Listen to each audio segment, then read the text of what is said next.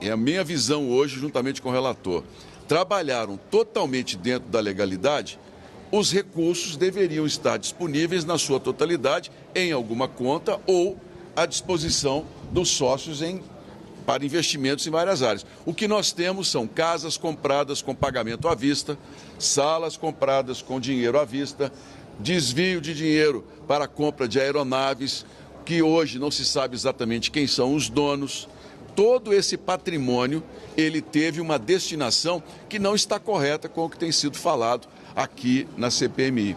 Daí a nossa decisão, inclusive, e a minha, de colocar em votação o requerimento ao ministro André Mendonça da prisão de mais uma pessoa, que é o advogado Nelson Williams, que esteve conosco aqui, não quis dar respostas efetivas e que, dentro dos dados que nós temos, mostra que o patrimônio que ele tem está diretamente ligado a boa parte dos depoentes que estão, neste momento, negando participação, mas cujos dados dizem totalmente ao contrário.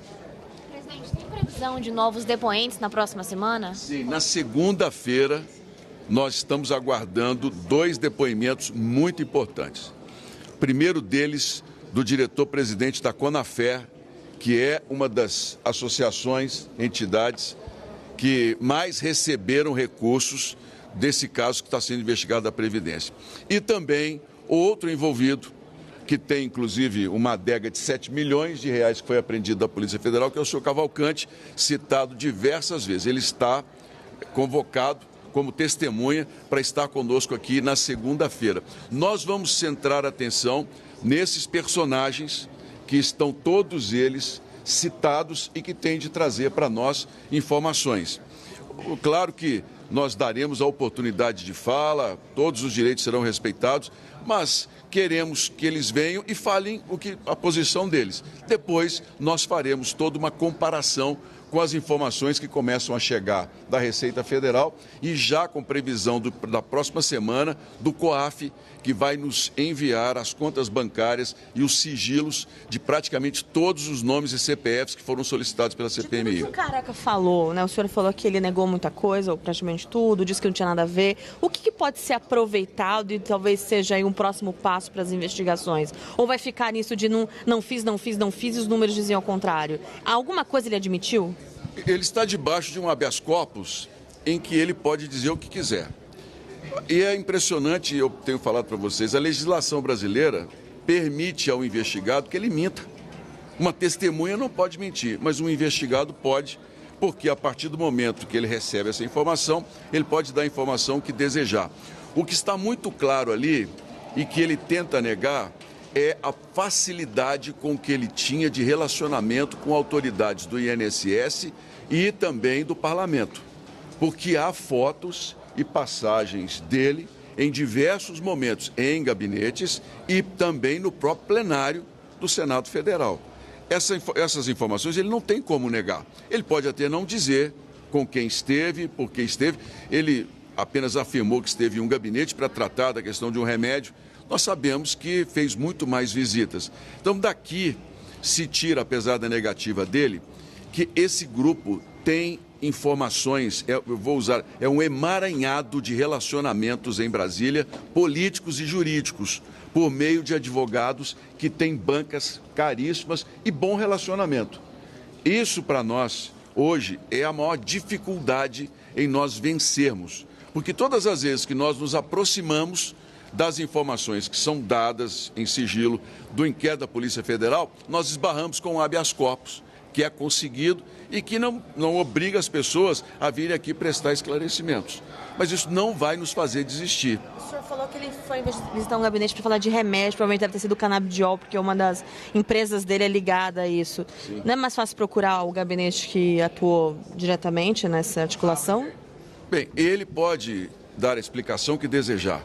Não cabe a mim, como presidente, até fazer qualquer ilação ou mesmo pré-julgamento do que ele está colocando a CPMI. Mas já é uma aceitação de que esteve dentro dessa casa e que seria muito bom que fossem revelados aqui todos os encontros. Não muda a investigação, as imagens dele entrando ou saindo do Senado ou mesmo os gabinetes. Ele pode ter ido em vários. O que muda a investigação para nós vai ser exatamente as relações de depósitos que nós estamos buscando. E aqui nós esbarramos no principal ponto que não foi esclarecido. Os saques em dinheiro, as malas de dinheiro que foram carregadas nos aviões, inclusive, que há testemunhas que dizem sobre isso, foram para quem? Os recursos sacados dos aposentados que saíram pelas empresas que prestavam serviços de fachada, que a maioria prestava serviço de fachada. Esse recurso foi entregue a quem? Esse patrimônio, ele hoje está bloqueado pelo Supremo nas investigações, é apenas uma parte. Nós estamos falando em quase 7 bilhões de reais que foram desviados. Tem muita informação ainda a ser buscada e nós queremos achar o caminho desse dinheiro. Presidente, os requerimentos votados em destaque hoje pela manhã teve um placar de 19-11, né? A que o senhor atribui esse resultado e se o senhor acha que isso compromete o andamento dos trabalhos nas próximas reuniões? Nós já temos os sigilos quebrados de todos os principais envolvidos. Então, para nós, se daqui para frente os requerimentos são ou não são aprovados, vai mudar muito pouco nas informações. Os sigilos de quebra bancário, telefônico, todos os mais importantes já estão aprovados e estão chegando à comissão. Agora, o governo se articulou para poder derrubar os requerimentos que eles não querem. Assim como a oposição conseguiu, também a base do governo está se articulando. Mas eu não, como presidente, eu digo para vocês que tenho observado tanto dos dois lados, o desejo de esclarecer. Isso é que é o mais importante. Senador, como é que o senhor vê essa contradição apontada pelo senador Contarato em relação a ter firmado entre a ANBEC e ele? Ficou muito ali no ar de que houve uma contradição e até mesmo uma mentira do que ele falou e do documento que foi apresentado. Como é que o senhor enxerga isso? Bem, primeiro, o depoente negou que tenha procurações ligadas às associações. Ele disse que apenas havia uma restrição. Não é verdade. A gente percebe pelos envolvidos, por aqueles que trabalharam com ele, que as procurações eram dadas a terceiros para a movimentação de recursos das empresas. É uma artimanha muito bem montada e muito bem organizada. Ele não aparece à frente, mas todos os que trabalham para ele têm envolvimentos. Isso já ficou muito claro nos depoimentos anteriores. Outro ponto, é impossível que os acordos de cooperação técnica tenham sido firmados com tanta rapidez sem o envolvimento de autoridades nesse assunto. Impossível, porque os ACTs demoram, eles têm prazo, têm processo. A maioria foi firmada dentro de processos muito rápidos. A meu ver, o senhor Antônio Carlos Camilo, ele era o prestador de serviço das associações, mas era ele quem usava da influência para conseguir a liberação das listas e a inserção dos valores nas contas da Previdência. Presidente, mais cedo a OAB soltou uma nota pedindo uma reparação do senhor, da CPI, a respeito da forma como o advogado da defesa foi tratado. O que o senhor tem a dizer?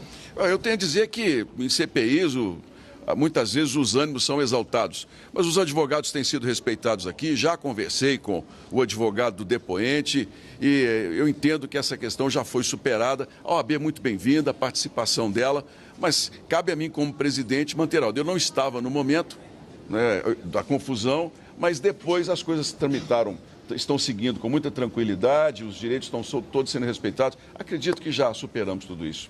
Presidente, muito obrigado. Ainda sobre o requerimento rejeitado de mais cedo, do Gustavo Marques Gaspar, o que precisa? Alguns parlamentares falaram que vão apresentar novos requerimentos para convocar. É só apresentar ou precisa de novos elementos?